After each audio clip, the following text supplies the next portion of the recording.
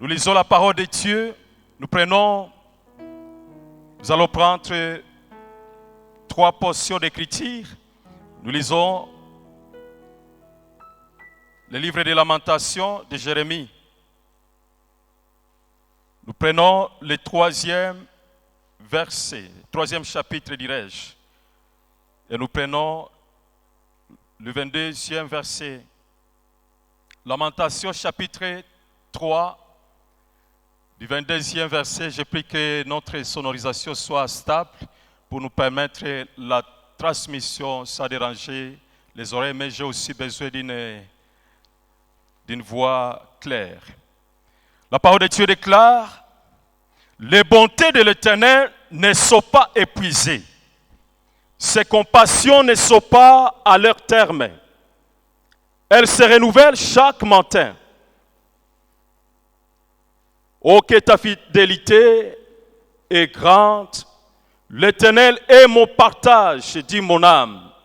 C'est pourquoi je vais espérer en lui. L'Éternel a de la bonté pour qui espère à lui, pour l'âme qui le cherche, parole de Dieu. Notre deuxième portion d'écriture, nous prenons Genèse. Le livre de Genèse, prenons le 37e chapitre. Et nous allons glaner à partir du 18e verset au 28e. Genèse chapitre 37, du 18e verset au 28e. La parole de Dieu déclare ce qui suit. Ils le virent de loin, et et avant qu'il fût près d'eux, ils complotèrent de le faire mourir. Ils se dirent l'un à l'autre: voici le faiseur de quoi, Église? J'aimerais que tu le dises comme quelqu'un qui est en l'intercession vraiment.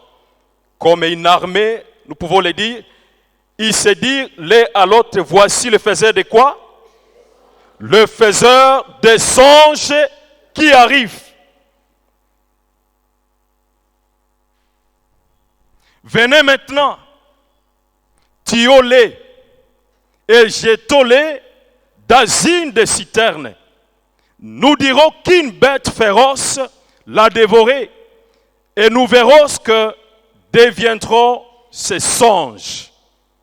Ruben entendit cela, et il les délivra de leurs mains.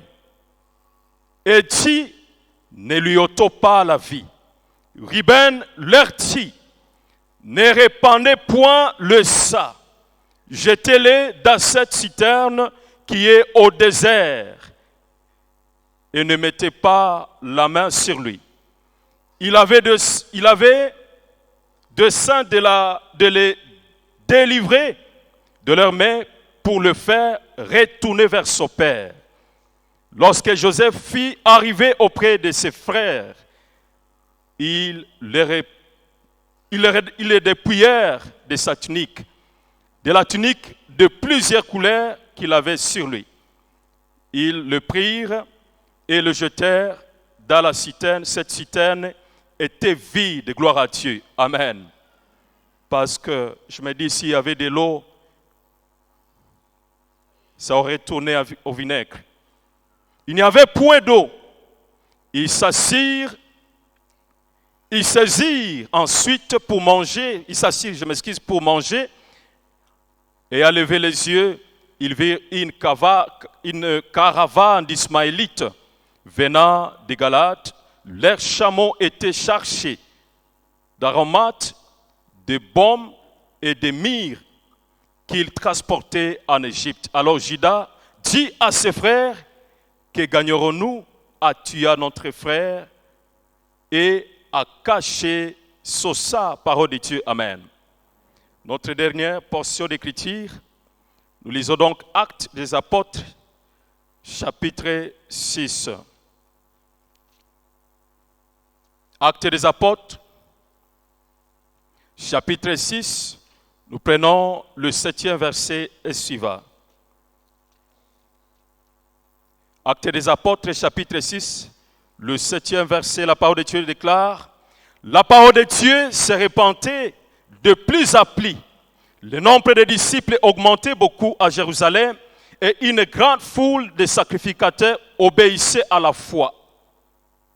Étienne, plein de grâce et de puissance, faisait des prodiges et de grands miracles parmi le peuple.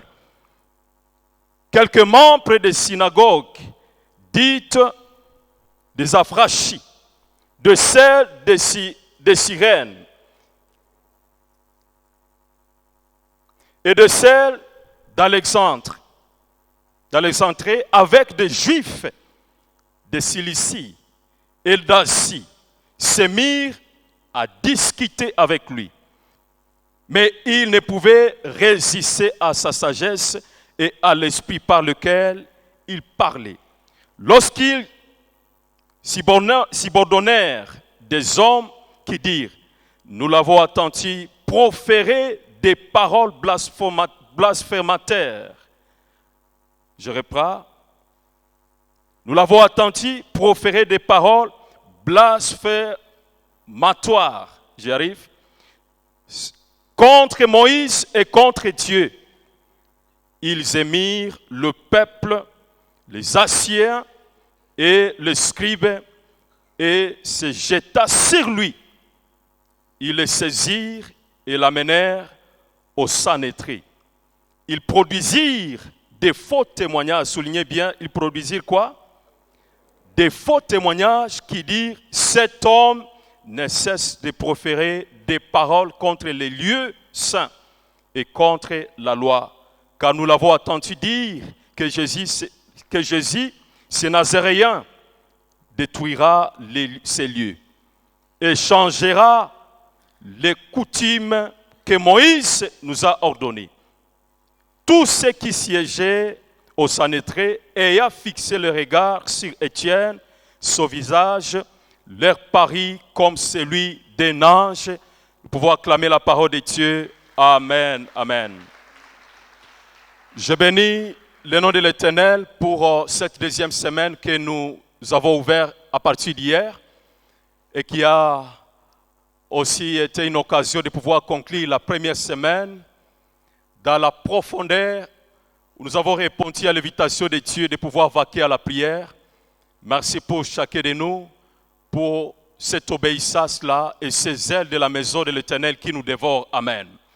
Je bénis aussi l'homme de Dieu que Dieu a choisi parmi nous pour bénir son peuple et pour l'édification de l'Église.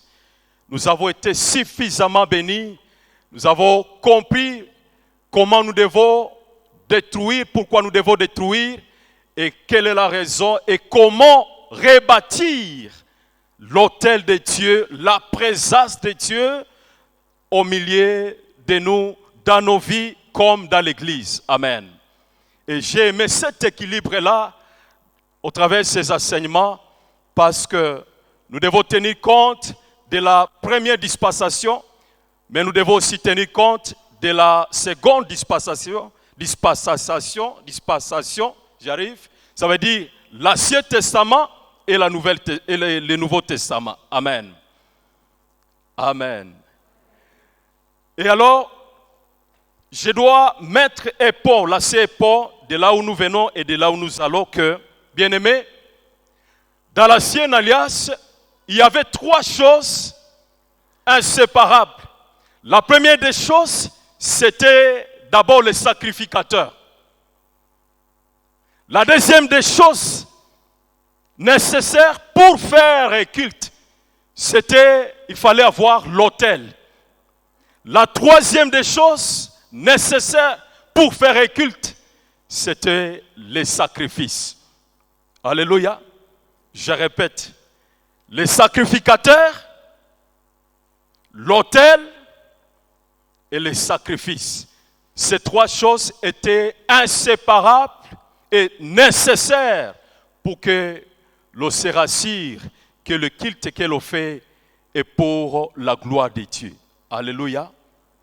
Ce que j'aime est que Dieu est venu rendre ce qui était difficile, ce qui était lourd voire même compliqué, Dieu est venu rendre cela assoupli. Il est venu assouplir le format du culte. C'est que je ne pouvais pas faire, je ne pouvais pas avoir. Pour mériter la sanctification, il fallait que j'aille, qu'on trouve les sacrificateurs, qu'on trouve l'autel, mais aussi qu'on trouve les sacrifices. Combien de fois tu allais payer les sacrifices? Même si tu étais riche, s'il y avait une bergerie, alors on serait réduit dans la pauvreté au nom de la sanctification. Pour mériter la sanctification, il fallait avoir les sacrifices. Alors à combien de fois on allait trouver les béliers, on allait trouver tout ce nécessaire-là comme sacrifice pour notre rédemption. Voilà pourquoi ce que j'aime est que Jésus-Christ, il a pris la place d'abord du sacrificateur. Et la parole de Dieu l'appelle souverain sacrificateur. Le rôle que le souverain sacrificateur exerçait dans l'ancienne alliance, Jésus-Christ est venu faire, est venu accomplir ces rôles-là, cette responsabilité. Parce que la sacrificature dans l'ancienne alliance avait aussi des faiblesses, avait aussi des failles. Et Jésus-Christ, il est le modèle parfait. Amen, amen. Jésus-Christ a pris le rôle, la place du sacrifice. Voilà pourquoi ce que moi je ne pouvais pas trouver pour ma rédemption, Jésus-Christ a pris cette place-là. Et il s'est donné lui-même en sacrifice vivant. Alléluia. Et c'est dans ce corps qu'il a monté l'autel pour que nous soyons justifiés, réconciliés avec le Père. Et l'enseignant qui nous a enseigné au cours de la première semaine, il nous a amené dans cet équilibre-là de tenir compte de la sacrificature dans l'ancienne alliance et de la sacrificature dans la nouvelle alliance. Jésus-Christ, il est l'autel qui a été bâti, il est le sacrificateur et il est l'offrande, le sacrifice dont nous avons besoin. Alléluia. Je disais que ce n'est pas pour revenir à l'enseignement que nous avons déjà suivi et assimilé, mais c'est pour jeter un pont de là où nous revenons et de là où nous allons. Alléluia. Bien-aimés, voilà la question directe que je nous pose d'emblée. Maintenant, pourquoi nous ne voulons pas accepter l'œuvre de la croix qui est déjà rendue effective pour nous?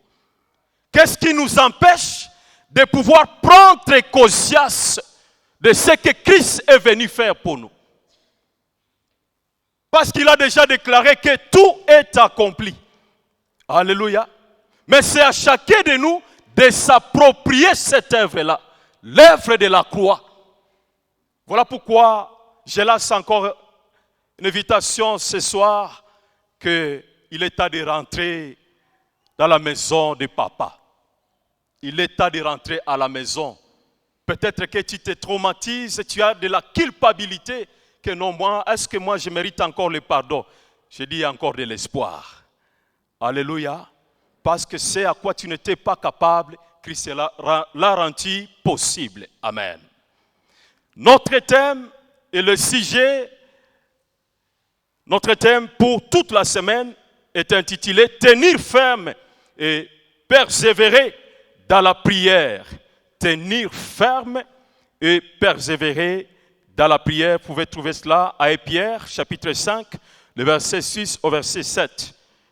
Mais alors, notre sujet d'aujourd'hui, dans ce grand thème, est intitulé « Ne pas abandonner même qu'à tout simple perdu ». Ne pas abandonner même qu'à tout simple perdu. Amen. Et donc, l'objectif pour moi, c'est de pouvoir encourager quelqu'un au travers de la parole de Dieu, que nous puissions encore recouvrer ces œuvres, ce courage-là, de pouvoir dire, je m'engage à pouvoir faire confiance à Dieu, même si ça ne va pas, même si je souffre, même si je sens la douleur, mais je m'engage à pouvoir faire confiance à Dieu. Alléluia.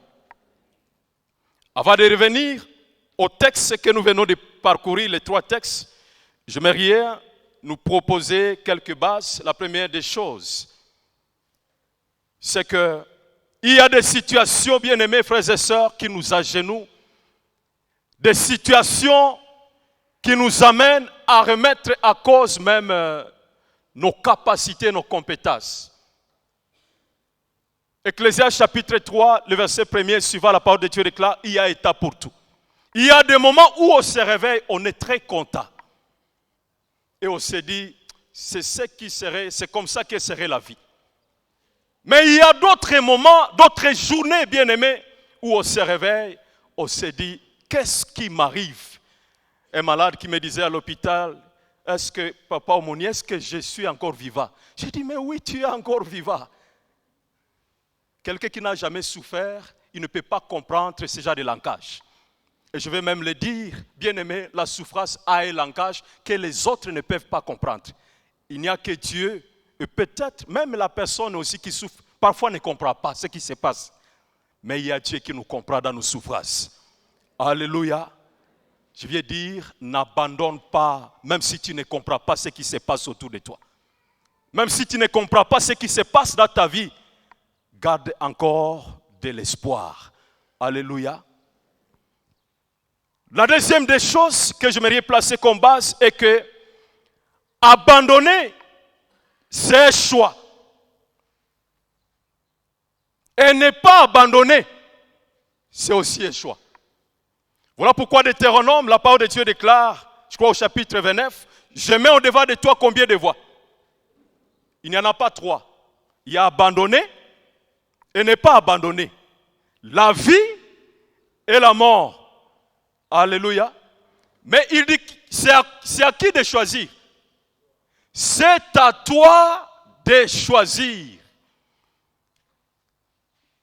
L'objectif que je poursuis dans ce message, c'est de nous exhorter à ne pas abandonner. Alléluia. Nous pouvons être dans ces moments d'impasse, de difficulté. Nous sommes submergés par la douleur, submergés par les poids de la souffrance. Frères et sœurs, n'abandonnons pas. Alléluia. Il y a quelqu'un qui disait, même s'il faut arriver au ciel en train de me tirer par terre, pourvu que j'aie arrivé au ciel. Même s'il faut réussir avec douleur et avec honte, pourvu qu'on ait réussi sa vie. Alléluia. N'abandonne jamais. Et le problème du peuple de mon pays, c'est qu'on veut réussir parfois aussi avec esthétique. On veut réussir avec beaucoup de décorations. Mais allez demander, nous allons revenir vers là. Parfois les héros de la Bible, lisez Hébreux chapitre 11, vous allez voir ces héros-là, parfois ils ont réussi leur vie. Paul qui pouvait dire, j'ai fait une bonne course et j'ai gardé ma foi. Et il y a une couronne qui fait quoi? Qui m'attend. Allez voir ce qu'a été son parcours. Ce n'est pas une réussite avec esthétique. Parfois il a été battu. Parfois il a été jeté en prison. Mais au soir de sa vie, il va dire, j'ai fini ma course. Alléluia. Frères et sœurs, la parole de Dieu déclare, heri mwisho kuliko, qu'importe la souffrance que tu es en train de traverser, je ne sais pas quel est ton itinéraire rempli de beaucoup de honte, rempli de beaucoup de souffrances, mais la fin que le commencement. Alléluia. Et je prie que Dieu te donne une fin heureuse. Amen.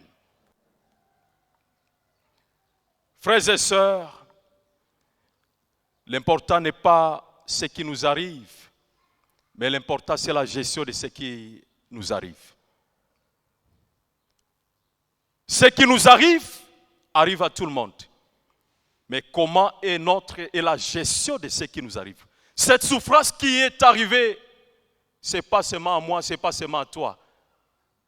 Mais ce qui fait la différence entre deux personnes qui ont subi la même chose. C'est la gestion de ce qui leur est arrivé. Amen. Comment expliquer que vous êtes dans une même classe? Il y aura celui qui sera le premier et celui qui sera le dernier de la classe. Vous avez le même enseignant. Parce que nous avons le même enseignant. Je vais vous donner ces enseignants-là. Nous sommes dans un même cadre, même environnement. Si c'est prophétique, si c'est un environnement, je ne sais pas, détruit, nous sommes tous là-bas. Mais comment expliquer que là, il y aura le premier de la classe et il y aura les derniers. Il y aura celui qui va rester accroché à Dieu et il y aura celui qui va abandonner. Parce que je venais de le dire, échouer c'est choix. Abandonner c'est choix et rester accroché à Dieu c'est choix. Alléluia. Alléluia, alléluia. Mais quand nous lisons justement Ecclésiaste, la parole de Dieu déclare, la course n'est pas au plus agile. Et la victoire après le combat n'est pas au plus fort. Mais tout dépend de quoi? D'état et des circonstances. Il y a aussi des circonstances parfois qui sont des facteurs qui influencent que les autres abandonnent et que les autres puissent tenir. Je prie que Dieu rende les circonstances favorables à chacun de nous. Amen. Dans la souffrance, nous avons des pédagogues, nous avons des acteurs. Et le premier acteur dans la souffrance, c'est toujours Dieu qui s'appelle Emmanuel. Il n'a jamais été absent dans notre souffrance, il est toujours là. Avant qu'on jette Daniel dans la fosse au lion, il est le lion de la tribu de Juda, il est là-bas. Avant qu'on jette Meshach, Shadrach, Abednego dans la fournaise, il est le quatrième homme dans la fournaise. Avant qu'on jette Jonas, parce que lui-même il a été la porte de sa souffrance. Mais Jésus-Christ, Dieu, il est toujours au rendez-vous. Alléluia. Le deuxième acteur dans notre souffrance, nous rencontrons aussi le diable. Il est toujours aussi présent. Pendant la souffrance, vous allez aussi rencontrer le diable. Voilà pourquoi Paul pouvait dire « Résistez ». Il n'a jamais dit « Essayez de marchander avec le diable ». Parce que le diable n'écoute que le langage de la force. Quand tu viens dans la prière, viens comme un vaillant soldat. Parce que c'est ça la vie d'un intercesseur. On ne vient pas faire l'agneau dans l'intercession. On vient, et Paul, à Éphésiens chapitre 6, qu'est-ce qu'il dit? Revêtez-vous de toutes les armes spirituelles, afin de tenir ferme. Après avoir tout surmonté, restez maître de la place. Alléluia. Voilà la nature du combat spirituel. Dans la souffrance, vous allez rencontrer le diable. Et la thérapie, c'est qu'il faut résister. Alléluia. Et c'est dans la prière que nous apprenons à résister au diable, par l'obéissance aussi à sa parole. Dans la souffrance, vous allez rencontrer aussi les hommes. Vous allez connaître la nature des hommes dans la souffrance. Dans la souffrance, vous connaîtrez qui est l'ami et qui est... Moi, je n'ai pas dit l'ennemi. Les autres là, ce sont nos frères et sœurs, mais pour qui nous devons prier. Alléluia. Parce que derrière eux, il y a l'esprit malin qui les anime. Il ne faut pas les considérer comme des amis, des ennemis, dirais-je. Ce sont des amis. Mais nous devons faire attention aussi. Alléluia. Nous devons faire montre de l'esprit de discernement et de la sagesse. La quatrième personne qu'on rencontre dans la souffrance, c'est que nous nous rencontrons nous-mêmes. Vous allez aussi vous découvrir dans votre désert. Vous allez vous rencontrer vous-même dans votre souffrance. C'est dans la souffrance que tu sauras que tu n'as pas l'argent. C'est dans la souffrance que tu sauras que, oh, je n'ai jamais tissé de relations. Tu vas te reconnaître dans la souffrance. C'est dans la souffrance que tu reconnaîtras que, oh, je n'ai pas de capacité à tel domaine. Parce que la souffrance est arrivée. Voilà pourquoi nous devons nous rassurer que nous préparons la semence pour l'état de la sécheresse, comme Joseph a fait. Alléluia. Quand on est dans la période d'abondance, nous devons apprendre à faire la provision. Quand la souffrance arrivera, nous aurons de réserves. Nous aurons la réserve. Dieu ne peut se servir de ta souffrance pour guérir plusieurs personnes. Dieu peut se servir de ta souffrance pour guérir plusieurs. Et quand Dieu nous prend comme des matériels didactiques, parfois ce n'est pas toujours avec sourire. Parfois c'est avec des larmes. Les voies de Dieu sont insondables, mais ils sont le meilleur. Alléluia. Dieu va prendre Job comme un matériel didactique. C'est pour que nous aimons recourir à ces livres-là pour consoler d'autres. Mais allez demander à Job, qu'est-ce que tu as senti dans ta chair quand tout cela arrivait? Il va te dire, mon frère, parfois je me suis lamenté et parfois Dieu m'a dit, où est-ce que tu étais quand j'avais créé les cieux et la terre? Est-ce que tu étais là? Parce qu'il est arrivé à Job de murmurer contre Dieu et de se lamenter contre Dieu. Les gens aiment dire toujours, non, Job c'est un modèle, lui il a tenu, il a été victorieux. Il a été victorieux, mais il est passé aussi par un moment de tempête. Mais ce qui est important à savoir, et la raison pour laquelle il doit nous servir de modèle, c'est qu'il n'a jamais abandonné. Alléluia. Il peut nous arriver de traverser le désert, mais restons accrochés en Dieu. Avoir une foi inébranlable. Qu'importe la chaleur de la fournaise, nous devons nous accrocher au quatrième homme qui est avec nous. Parce qu'il n'abandonne jamais. Il n'abandonne personne. Revenons au texte que nous venons de lire. Je dois commencer donc par la Genèse pour avancer. Genèse, le verset 37.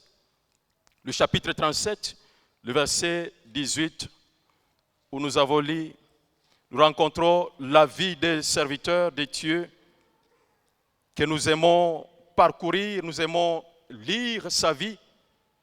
Et voyons ce que sa vie nous apprend aujourd'hui dans nos moments de souffrance. La parole de Dieu déclare, quand ses frères virent Joseph de loin, ils complotèrent contre Joseph. Il y a des gens qui te regardent à distance, ils t'observent. Et parfois ils peuvent t'observer avec un sourire. Mais ce sourire-là, derrière ce sourire, il y a autre chose. Il y a des gens qui peuvent t'approcher et te donner des baisers. Mais je suis venu dire, parfois tout baiser n'exprime pas l'amour. Il y a d'autres baisers qui expriment la haine. Ils le virent en distance. J'essaie de me représenter ce contexte-là. Je dis, mais ce faiseur de songes, il arrive. Ce faiseur de rêves, il arrive. Lui, quand il regarde le sourire de ses frères, il dit, Bakuwangu. Et vous savez, il a été envoyé par son père. Allez voir si tout se passe bien à tes frères et aux brebis. C'est un inspecteur qui commence ses voyages, dicté par son père. Même si c'est dicté par le Père, mais cela ne va pas empêcher qu'on rencontre des obstacles. Qu'est-ce que tu veux dire, pasteur? Ce n'est pas parce que tu as l'appel de Dieu que tu ne vas pas rencontrer des obstacles. Tu peux être envoyé par ton Père, mais rencontrer quand même des obstacles. Parce qu'il y a tes frères qui sont là. Parfois, nous croyons que d'autres ne peuvent pas nous faire ce que nous ne pouvons pas leur faire. Parfois, nous croyons que les autres ont la même attitude que nous.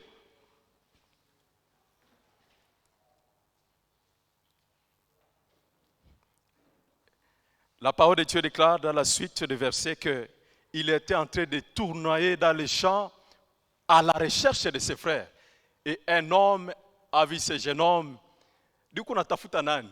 Il dit non, je suis à la recherche de mes frères.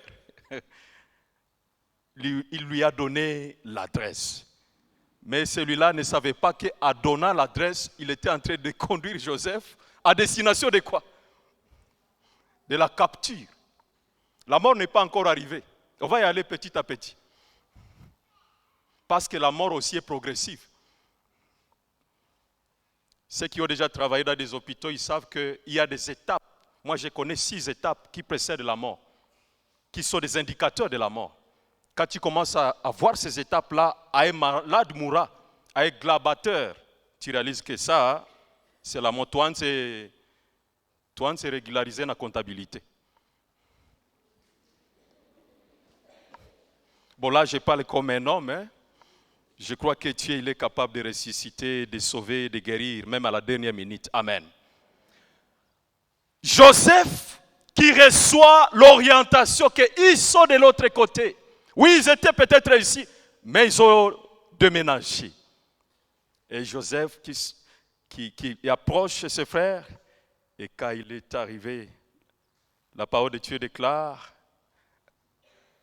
les complots avec pour objectif que nous puissions les tuer. C'était ça, la finalité. Mais il y a le frère qui va dire, les amis, je crois que là, vous allez très vite en besogne. Est-ce qu'on ne peut pas chercher une intermédiaire, quelque chose de paix léger, une mort douce, si ça existe? Ils ont enlevé la tunique de plusieurs couleurs que son père lui a donnée. Laisse-moi dire à Joseph, une Joséphine qui est ici. Tu ne peux pas conquérir ton avenir, ta destinée avec la tunique de ton père.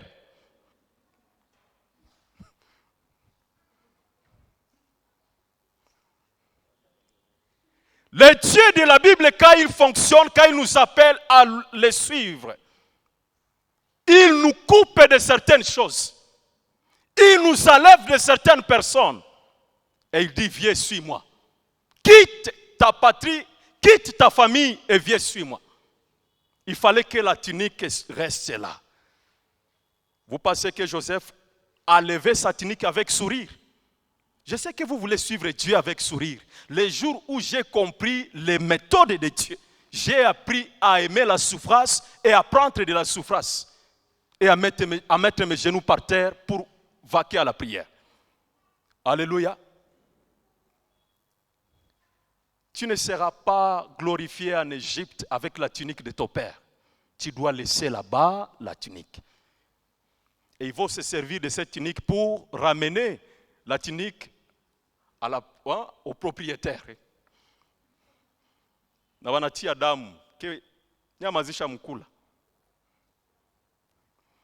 Le plat a évolué et on vient faire descendre Joseph dans la pluie. J'ai béni le Seigneur parce qu'il sait aussi prendre le contrôle même sur la nature. Il n'y avait pas de pluie ce jour-là. Voilà pourquoi les puits étaient vides. Et vous savez, les soldats se servaient de ces puits-là pour se cacher. Et ces puits-là aussi, on les servait aussi pour ravitailler les brebis. Parce que c'est un peuple de bergers.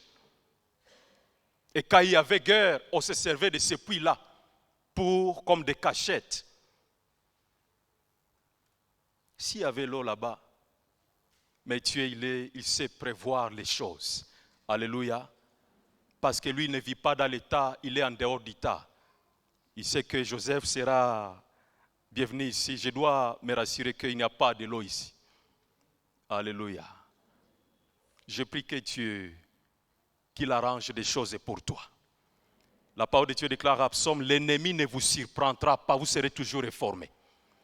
Un autre passage déclare, Dieu ne fait rien sans avoir avisé à ses serviteurs, les prophètes. Que Dieu nous donne des prophètes qui vont sonner la trompette comme Ézéchiel, que les dangers arrivent. Parce que quand le peuple manque de vision, le peuple va trébucher.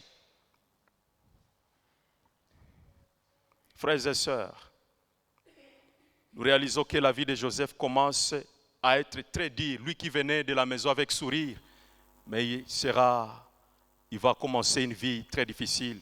Je suis venu avec une bonne nouvelle, frères et sœurs. Même si les hommes, les frères, peuvent te mettre dans les puits, ils peuvent fermer de gauche, de droite, mais le ciel est encore favorable. Alléluia, alléluia. J'ai envie de sauter et de dire, Seigneur, heureusement que tu existes dans ma vie. Heureusement que tu existes dans la vie de mon frère. Heureusement que tu existes dans la vie de ma soeur. Parce que le ciel est ouvert.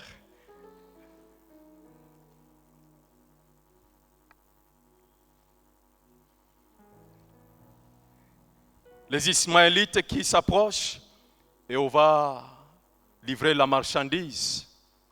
On le fait par pitié, parce qu'on ne veut pas précipiter la mort. Mais ce que j'aime est que derrière tout cela, il y avait le plan de Dieu d'amener Joseph en Égypte. Alléluia. Cela me donne le droit de dire ceci. Le Dieu de la Bible, parfois, il nous montre la finalité que je ferai de toi roi en Égypte. La lune, les étoiles, ils vont se prosterner devant toi. Mais le Dieu de la Bible, il ne nous montre pas l'itinéraire. Parce que s'il te montrait l'itinéraire, toi Joséphine, toi Joseph, tu vas dire,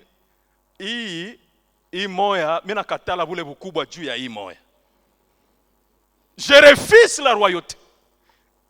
Il nous montre les promesses. Voici ce que j'ai prévu pour vous. Le projet que j'ai pour vous, c'est un projet de bonheur et non de malheur. Mais la réalisation, nous devons accepter. Il nous montre Cana. Vous quittez l'Égypte vers Cana, mais il ne nous montre pas le désert qui nous attend.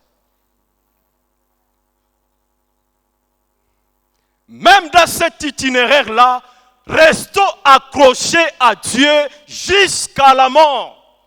Et la mort n'est pas la fin, il y a la résurrection. Alléluia.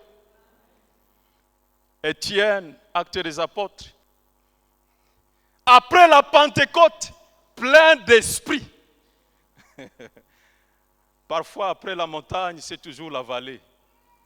Vous savez, quand on va descendre de ces 21 jours de prière et jeûne, nous quittons la montagne. Nous avons la transfiguration. Et on quitte avec joie. Mais il y a nos frères qui nous attendent dans la vallée. Et je suis venu dire que derrière tout cela, il y a le plan de Dieu. Aie confiance à Dieu. Na usipigane na watu. Je te le dis avec le main au cœur, usipigana ke na mutu. Parce que l'ennemi d'aujourd'hui, c'est l'ami de demain. Ça, c'est l'expérience de la vie avant même d'entrer dans des choses spirituelles, peut-être que tu ne comprends pas. L'ennemi d'aujourd'hui, c'est celui-là qui va engager ton affaire. C'est celui-là qui va te donner du travail. C'est ma tulisoma naye. Kumbe ushaka kuwa hivi. Kuya kuwa nashinda hapa. Mbele ya mlango hapa. Unapata kazi, mtoto anapata kazi. Usigombane na watu. Parce qu'on ne peut pas réussir seul, on a besoin des autres pour réussir. Alléluia. Quand Dieu approuve la voie de Jésus, il dispose même favorablement ses ennemis. Alléluia. Étienne, après la Pentecôte, il est entré d'annoncer l'évangile et il rencontre les frères. Ils vont dire, ils vont monter des choses derrière lui. Vous savez, il y a des gens qui savent monter des choses. Je pense qu'Étienne serait en train de dire, est-ce que franchement, ce que vous relatez ici, Est-ce que c'est ma bouche ici qui aurait dit cela? Moi, j'ai déjà atteint cette dimension-là d'accepter même d'autres combats que je ne sais pas comment binatokea wapi. Parce que tu sois beau comment, tu vas rencontrer des frères. Et je répète, derrière cela, il y a le plat de Dieu. Celui qui a peur d'affronter des problèmes, tu rates ta destinée.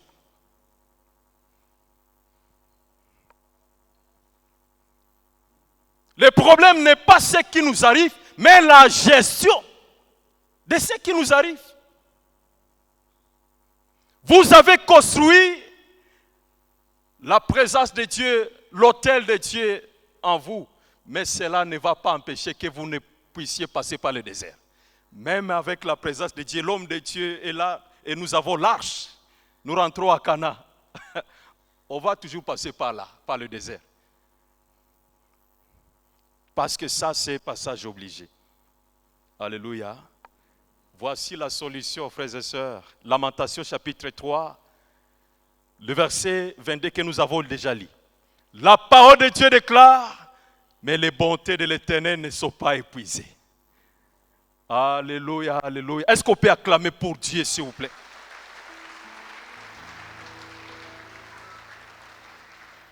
Les bontés de l'Éternel ne sont pas épuisées.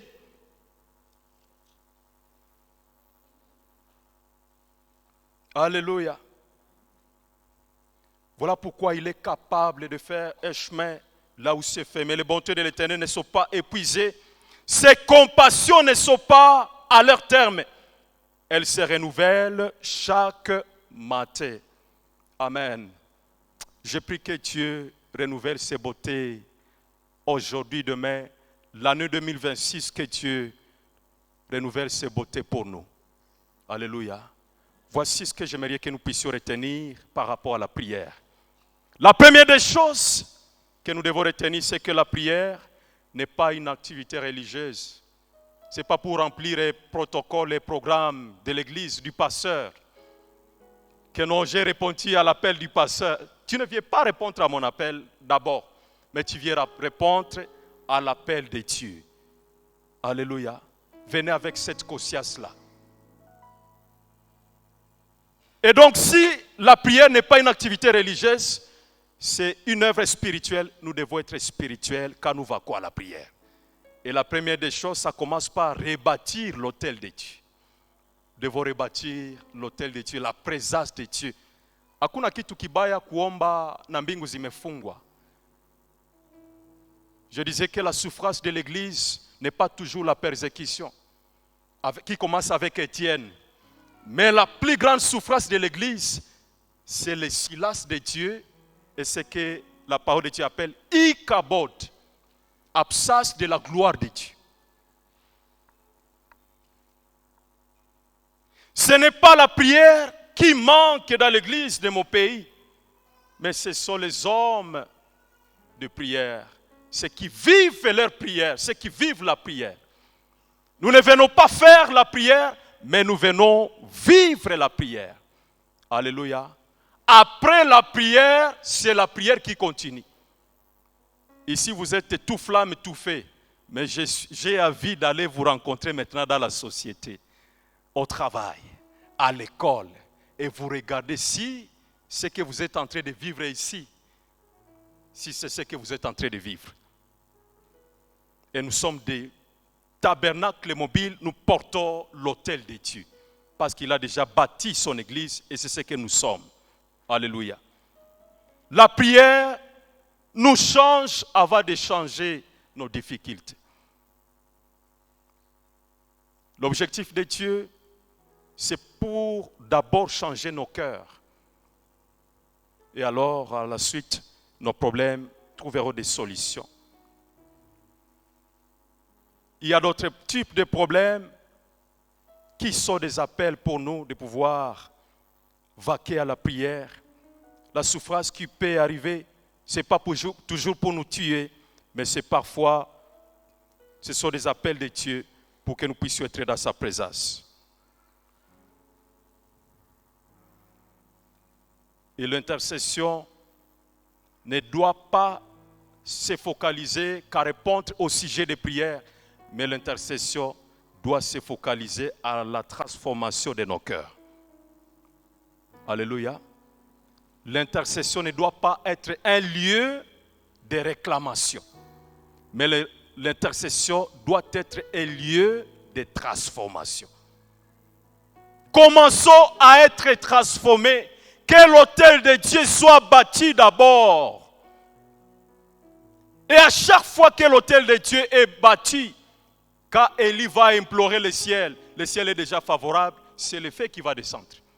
Toi, tu as besoin du feu sans avoir bâti l'autel. Tu as besoin de l'onction, mais sans être transformé. Écoutez, frères et sœurs, l'onction sans le caractère, cela est toxique pour l'Église et pour la personne lui-même.